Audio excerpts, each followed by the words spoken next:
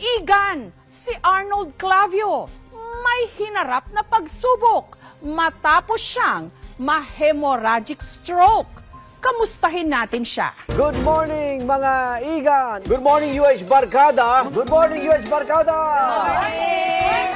Ang mga hirit niya ang unang bumubungad sa ating umaga. Narito po na ang dapat nyo abangan sa unang ratsyada ng mga balita.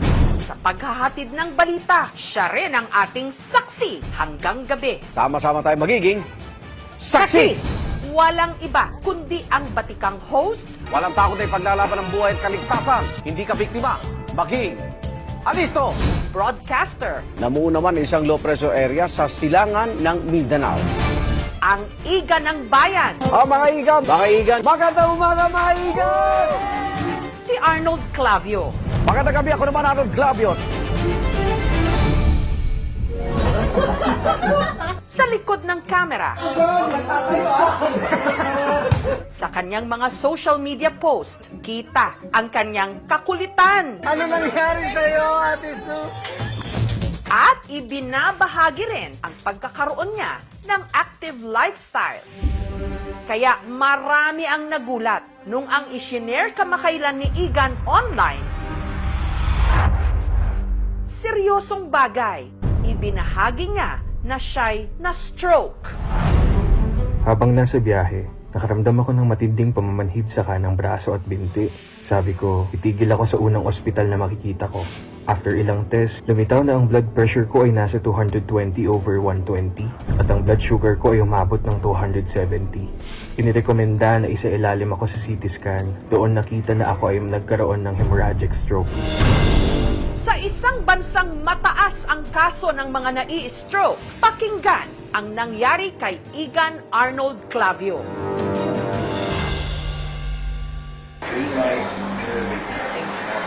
Nitong Huwebes, pagkatapos ng isa sa kanyang therapy sessions, binisita at kinamusta ko si Igan.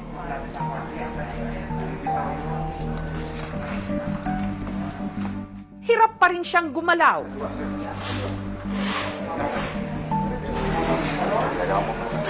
Hindi rin niya maiapak ng matagal ang kanyang kanang paa.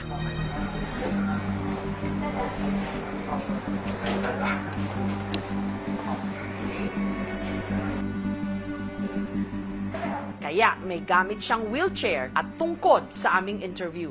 Hindi, asan yung tungkod ko? Si nagdadrive si Ina. Yeah. Okay? Ay, thank you. Ngayon lang mag-gege sa kapuso mo, Jessica, so... Ganito pa, no? Sana hindi kita kinakailangan interviewin tungkol sa sakit. 'Di ba? Sana nagkukwentuhan na lang tayo tungkol sa mga mas masayang bagay. Batayin niyo yung tanong ha, kasi nakakatas ang BP ha, baka... Simple lang! Simple lang. Uli interview namin tungkol sa love story mo. Hindi napalabas eh. Sorry, nahampas kita. Hindi, nasa kanan naman. Kaliwa, sige, abusuin mo. Pero... Kasi pag nagkikita ho kami nito, alaskahan ng alaskahan. Gigilty nga po siya dahil yung uli namin picture, sinungayan po ako. Kita niyo, kung hindi ko siya napatawad hanggang ngayon, ba, kung may nangyari sa akin. Hindi na kita susungayan. Hindi ganun ho kami niyan. Karinyo brutal, tough love. Pero kamusta ka na, Igan? Yung dasal na tinanggap ko, yun ang nagpapalakas sa akin. Talagang nakakatuwa. Dineklara kong parang pangalawang buhay ko na to. Hindi ko alam talaga mangyayari sa akin. Pero sabi nga, hinay-hinay, unti-unti, makakabati uli ako ng magandang umaga mga Igan. Magandang umaga mga Igan! Ano ba nangyari sa'yo? Ano ho ito model of fitness kasi golfer, ang payat. Di ba parang kailan lang nag-post ka pa na extra small na yung Kaya size ng sinuot ko mga t-shirt mo? para inggitin lang kita ang mga Ito, damit extra mo. small. Oo. Anyari, akala ko okay ka. You were on your way to getting healthier. Yes, kasi sabi ko hindi na ako bumabata. Marami din ako na-inspired sa pagpayat ko. Nawala na akong 40 pounds. After losing weight, tas feeling good ka na, akala ko healthy. Hindi ko in-expect na talagang mangmang ako sa ganitong sitwasyon na sana pala naagapan, nabantayan ko siya. Gabi nitong June 11, habang nagmamaneho raw pauwi mula sa isang golf game, si Igan may napansing kakaiba. Bigla na lang lumamig to, right arm ko. Malamig siya na mabigat. Erratic yung drive ko. Ano to? Sabi ko ganon. Hindi ko na matapakan yung brake and gas. Tumatagos yung paa ko. Sabi ko, hindi ko gusto itong nangyayari. So, text ko si Ina. Naku, iba-ibang letra na yung nasa cellphone. Hindi na makabuo ng Sentence. salita. Oo. Tapos nakita ko yung speedometer ko, parang ang bilis ko, hindi naman ako tumatapak. Yung pala, natatapaan ko siya ng bilis. Kasi wala na rin pakiramdam yung right. Pinipilit kong mag-brake. Bakit ayaw mag-brake? Kailangan ma-brake ko to kasi makakadisgrasya talaga ako. Tapos nakita ko yung lagi kong pinupunta na gasoline station. Huminto ako. Pagbaba ko, Ma'am Jess, hindi na ako makalakad. Anginginig na siya. Tapos lutang na siya. So, para makarating ako sa restroom, kapit ako sa pintuan, tapos may mga railings doon, kapit ako, bakal, ganyan. Pero hindi ka pa rin humingi ng tulong, ha? Di pa. Sabi ko, baka pag naihi ko to, may na-release sa katawan ko. Mabawasan siya. Nakaihi na ako. Ang next na ginawa ko is tinignan ko yung sarili ko sa salamin. Tinignan ko yung tabingi mukha ko. Kasi ang nasa isip ko either stroke o heart attack. Sa puntong yon, mas lumala pa raw ang pamamanhid ng kanyang braso't binti. Gayunman, nagawa pa rin niyang magmaneho at isinugod ang sarili sa ospital. Basta tinabi ko lang sa akin ko. Tapos sumenyas lang ako sa gwardiya. Tapos kaya nakita ko yung doktor sa labas. Sabi ko, Dok, patulong po. O, Igan, bakit? Manhid po yung kanang ko. Inasikaso na nila ako para makahiga agad. May tinurok na sa akin dito para makuhanan akong dugo. Tapos ano lang ako, blank stare. Sabi ko, ano itong nangyayari sa akin? Sabi ko, wala naman sanang malala. Maya dumating na yung mga resident nurse tsaka yung doktor sa ER. Sabi niya, Sir, ang BP niyo po is 220 over 120. Ang taas nun, ha? Mataas yun. 220. Nag-stick ang mind ko sa 120 over 80 kasi tuwing magpapacheck ako, yun ang lumilitaw. Kaya tiwala ako na yun ang BP ko. Ito matindi. Ang sugar ko raw is 270. Nagsabay siya. CT scan po namin kayo. Pinakita niya sa akin yung CT scan. Sabi niya, may bleeding po kayo sa utak. Meron po kayong hemorrhagic stroke. Nung namin ko stroke, sabi ko na Ang stroke ay isang seryosong medical condition na nangyayari kapag ang daloy ng dugo sa isang bahagi ng utak nagambala o nabawasan. Dahilan para mawalan ng supply ng oxygen ang ating utak. May iba't ibang rason ang stroke o brain attack, gaya ng mataas na blood pressure, injury sa ulo, pamumuo ng dugo sa utak o blood clot, pagkakaroon ng bara sa mga ugat at pagputok ng mga ugat o maliliit na blood vessels. Karoon siya ng intracerebral hemorrhage. So may pumutok na artery dun sa kanyang utak. Nakadagdag pa raw sa kondisyon niya na mataas ang kanyang blood sugar level. Kasi si Arnold, diabetic din siya, kaya hindi purely effect lang ng stroke, but pwede siya nagkakaroon na ng complication ng diabetes, which is diabetic neuropathy. Kaya nagkakaroon siya ng mga pins and needles sa kanyang mga kamay at paa. Kasi ikaw, nakafocus ka dun sa sugar. Yun ang minomonitor mo dahil diabetic ka. Nakaligtaan mo yung BP mo. Ganun ba yan, Arnold? Ngayon, nung binabasa ko siya, kontrapelo pala yung dalawa, na pag naging diabetic ka, kailan bantayin mo yung BP mo. blood pressure mo. Hindi ko talaga alam. Kaya ngayon, maintain na yung BP ko. 20 years akong diabetic, ngayon lang ako nag-insulin kasi nakukuha ko naman sa oral na medication. Na blindside ka, Igan. Nakafocus ka sa sugar monitoring mo. Na blindside ka nung tridor na blood pressure pala. Yung muntik nang dumali sa'yo. Kailangan manganib yung buhay mo para malaman at mabantayan. So, pag alis, kinuha yung cellphone ko, Google ako, hemorrhagic stroke. Naku, 2 days to live. Nandun na nun si Ina ko, Ma, ready ka na. Sabi niya, bakit 2 days to live ako? Sino sabi? Google. Ka nga mag-Google. Worst case scenario na Worst nasa case Google. na. Oo. May mga stages pala yan. That time, parang niready ko na yung sarili ko. Si Igan, mapalad daw na ang nangyari sa kanyang stroke, hindi malala. Tawag niya sa akin, lucky man, kasi out of danger na raw ako. Rehabilitation na lang. Yun ang milagro. Oo, talaga. Pero alam mo, nung time na yun, alam mo man, Jess, hindi ko siya naisip. Kasi nakapokus ako makarating sa ospital. Pero na nagsisingit na sinuwerte ka na, niligtas ka. Agad pumasok sa isip ko, naku, totoong may himala ang Diyos. Hindi ka niya pababayaan. Lucky for Arnold, no, yung naging hemorrhage niya maliit lang, no? So it's a small part dun sa left side ng kanyang thalamus. Effect nito usually on the other side, sa contralateral. Yung right side niyang affected. May konting weakness, meron siyang numbness, saka balance, instability. Galing yung ginawa ni Arnold, no? Presence of mind, pumunta na siya kaagad sa nearest hospital. Pag hindi kanya ginawa yon, pwedeng lumaki yung hemorrhage. Usually dyan sa gilid na yan. Ito sir, Meron. Ang naapektuhan yung movement mo. Yes, mabagal ako ngayong maglakad, kaya may suporta ako. Pati paghawak pala nito, mali ako eh. Kinakanan ko siya kasi sabi ko, ito yung weak point ko, di ba? So sa kanan ko siya ilalagay. Mali. Kasi bibitaw yung weak nga eh. So dapat pala ang hawak ko kaliwa. Yung stronger. Oo, sabi ko, pasensya na, ngayon lang ako umawak nito eh. Ang hawak ko pattern, ngayon iba na, ang dami pang direksyon, no? Buti nagagawa mo pang tawanan yung mga pinagdadaanan sikreto mo. ko. Kasi natural ka namang kumikero eh. It's Ngayon, my way to, para makuha attention. Yan. Mas madaling magpatawa eh. Sa akin, naniniwala ko, pag tumawa ka, nawawala yung mga lason sa katawan mo, nalulusaw. Kaya sabi ko, pagbalik nyo, umanda kayo sa got ko. Si Igan, inobserbahan sa ospital sa loob ng 3 araw. habang nakahiga ka sa hospital bed, wala kang mga pagtatalo sa isip mo. Wala kang may mga nagsa-struggle. Blanco talaga. Paano nangyari to? Dahil, sabi nga sa'yo, hindi ako lasinggero, hindi ako naninigarilyo. Kaya sabi ko, trader, walang pinipili. Kaya, Hindi ka naman stress, di ba? enjoy life nga ako. Nanalo pa nga ako that day. So, ang saya-saya ko. So ano kayang formula? Ano? Minsan, hindi mo na maisip eh. Formula is to continue to love and forgive. Para mangyari man to biglaan, you're ready. Life is a blessing. Mas lalo kong naramdaman yun. Diba? So, huwag natin sayangin. Gawing worth it yung life na yan. 5 araw bago lusubin ng Abu Sayyaf ang Dos Palmas Resort sa Palawan. Hindi ka pa ba nagkakaroon ng near-death experience in the Wala. past? Nag-cover ka ng mga Abu Sayyaf, yung mga ganon. Ay, wala sa akin. ngayon Hindi ka lang- talaga ako takot sa mga ganun. Pag coverage kasi tayo, trabaho talaga. Kung naman Arnold Glavio, kasama ko si MLF Chairman Nur Miswari.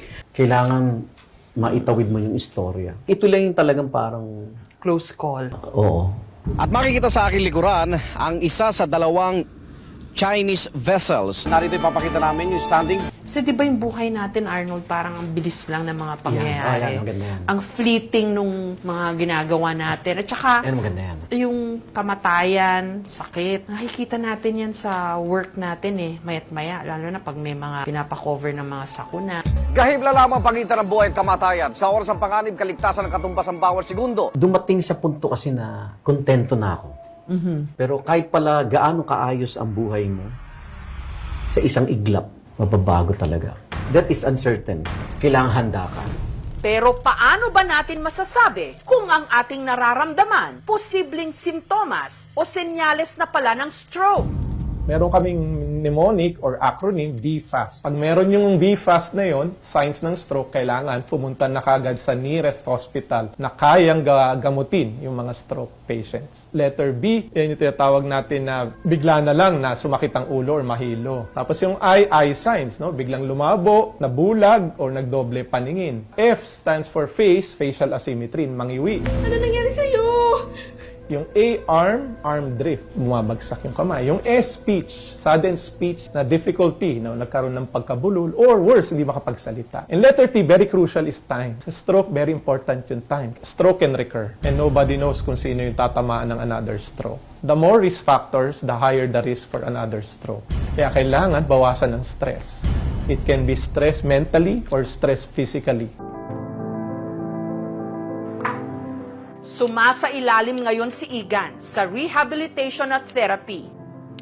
Parang tinuturuan mo uli yung sarili mong gumalaw eh, di ba? Actually, nung Parang nakita kita sa therapy, parang kailangan mo uling mag-aral, maglakad. alam mo yung sanggol na nagsisimulang maglakad. Ganun talaga. Nagpakumbaba ako doon na hindi na to yung dati. Na-damage na eh. Pero binigyan naman ako ng pag-asa na maibabalik siya. Depende sa disiplina mo at pagpupursige. So, tuloy lang ako. Tutok na rin daw siya sa kanyang blood pressure at sugar level. So, dapat magpakuha ng BP. Yes, lahat ng may nangangamusta sa akin, hindi matapos yung exchanges namin ng check mo, BP mo. Yun bang bagong advocacy mo, Igan? Oo, mas ligtas ang madalas. Ano yun? BP. Pa-blood pressure. Hindi makamamatay kung madalas. Kung sasabihin mo, okay, pakiramdam ko, tsaka na lang. Trader eh. Juice, Bakit? igan, marami na naman mga high blood yan. Ininom mo na yung maintenance mo? Kainin ko lang igan, kaya nga Galingan mo, siguro. kailangan, galingan mo. Yeah. Nagbago ba perspective mo sa buhay, Arnold? Laki. Dahil sa nangyari? Paano? Malaki. Kasi actually nung dumating na sa point na parang fulfilled na tayo, successful na tayo sa GMA, di ba? Parang nandun na ako sa puntong, enjoy na lang ako. Kaso nangyari to. So lalo pang nabago. Malaki na itulong nung mga naging disposition ko sa buhay lately, sa health, tsaka dun sa discipline, lalo na yung pananaw mo sa buhay. Alam ba, Ma'am Jess, 3 kaaway ko ang nag-text sa akin para talaga? kamustahin ako. Ang laking bagay nun. Biro mo, akala ko habang buhay na kaming walang So communication. pati na kayo. Sabi ko lang salamat. Yung pagpapatawad, Mhm. mas magiging madali. Lalo na yung pagmamahal, mas magiging madali. Uunahin mo na kasi iba kaysa yung sarili mo. Siyempre, nangyari na sa'yo, naranasan mo na, ayaw mo namang mapahamak din sila. So, yun yung parang magiging papel ko sa mundong ito. Arnold, sabi mo kasi, ang gusto mong sabihin sa mga tao, na hindi porket okay. Yun ang- Pakipaliwanag mo nga yun. Sabi ko, feeling okay does not mean you're okay. Feeling good does not mean you're good. So, listen to your body. Yun yung ginawa ko Kasi akala ko okay ako talaga. Hindi ko alam na, Diyos ko. Dahil ilang linggong magpapahinga sa kanyang mga programa at namimiss na si Iga ng kanyang mga katrabaho, nagpaabot sila ng mensahe sa kanya. Tayong inabutan dito Wala akong ibang kaibigan na nakita ko yung tibay ng loob, kundi si Igan. Kaya mo lampasan ito, Igan. It's all in the mind. Malakas ka lang, ha? Sabi ko sa kanya, mag-iinom pa ako sa kasal ng anak niya. We miss you here.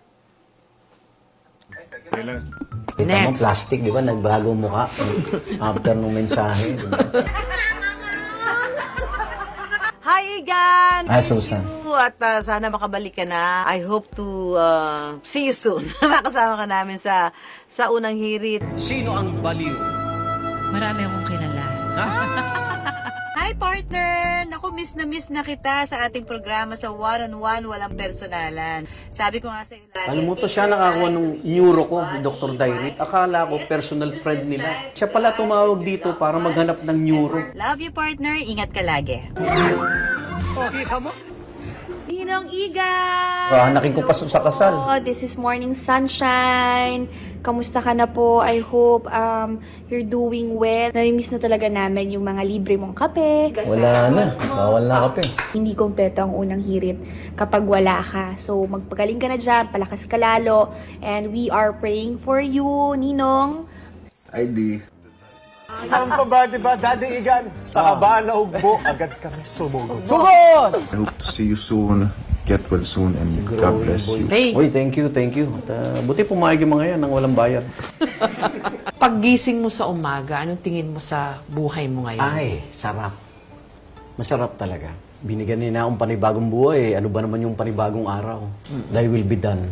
Wala na akong mahihiling. Kaya kung ano man yung mangyari, handa na rin ako. Hindi ka nagtanong at ever na, bakit po ako? Kasi yung usual na naririnig Sa natin Panginoon? sa mga kwento, di ba? Yung mga dumadaan Hindi sa ko ganyan siya na, kinwestiyon doon. wala. Wala, binuhay nga niya ako So, mas accepting ka. Oo, mas ang tanong ko pa hindi yung ba't ako, ang tanong ko pa ano pang gagawin ko for your glory? Isinasabi nila doktor na ingat ka sa second attack. Siyempre, nandun tayo sa pag-iingat. Pero kung sakali mang panibagong pagsubok yun, pasalamat pa rin ako sa blessings na naidulot nun. At least naranasan ko yung pag-ibig niya nung nanganganib ako. Hindi niya talaga ako pinabayaan. Di nung makasalanan ako, tas sa oras ng kagipitan, nandun pa rin siya. Walang tanong, niyakap ka, niligtas ka. Wala na akong hilingin, okay na ako dun. Praise God. Talagang papuri sa kanya. Congratulations. Walang ibang may dahilan ito siya. Sa panibago mong buhay, Arnold. Yes, yes. Ang stroke, walang pinipili. Kaya ingatan natin ang ating kalusugan para sa ating pamilya, sa ating mga minamahal Magandang umaga mga Igan! at sa ating mga igan. Thank you. Thank you, Ma'am Thank Jel. you, Ako thank ngayon you, ko na thank nayakap. Ano ba ito? Pero first. Oo, thank you.